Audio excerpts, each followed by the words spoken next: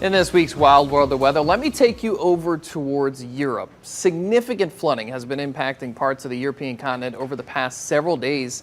This video from Turkey shows the flooding in and around Istanbul.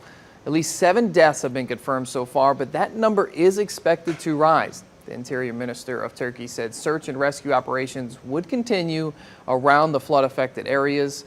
The storm has officially been named Storm Daniel by the National Meteorological Services in southeastern Europe. Now, Storm Daniel led to flooding across multiple countries in this portion of Europe, which includes Greece.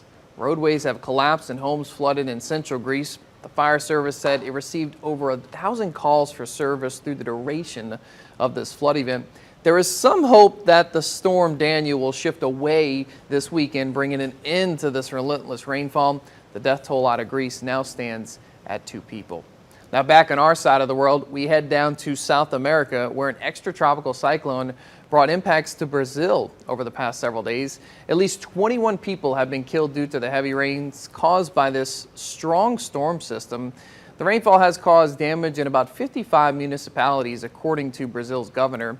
Search and rescue teams have been mobilized to the areas where residents are stranded on their roofs. Even though the storm has moved on, another system is on its heels, which will spell for more rains in these areas through this upcoming weekend.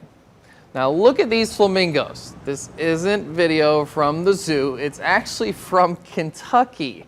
In recent days, dozens of sightings of flamingos have been reported from Texas to Florida up to Kentucky and Ohio.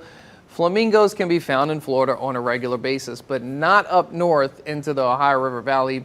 Birding experts believe the flamingos got caught in Hurricane Idalia last week, and they just let the storm take them where they may. And that's been in various places. Many times our radars can detect the birds that are inside these hurricanes in the eyes of those stronger storms as they get trapped.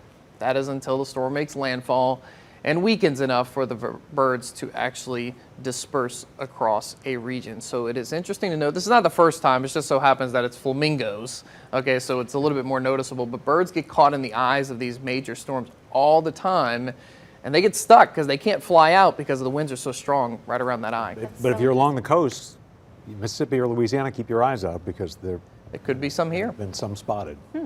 All right, thanks for that, Zach.